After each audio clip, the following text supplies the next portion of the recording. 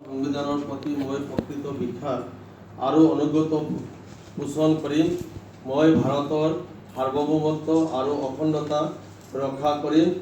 মই অসম ৰাজ্যৰ বিষ্ণুপ্ৰিয়া মণিপুৰী উন্নয়ন পৰিষদৰ সদস্য স্বৰূপে বিশ্বস্ততাৰে আৰু শুদ্ধ অন্তঃকৰণেৰে মোৰ কৰ্তব্য সম্পাদন কৰিম।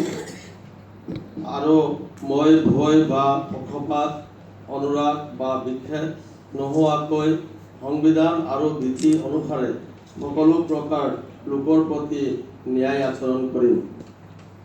আজি 9 ফেব্ৰুৱাৰী 2016 তাৰিখে মোৰ ধাৰা উপৰোক্ত শপত লোৱা হ'ল।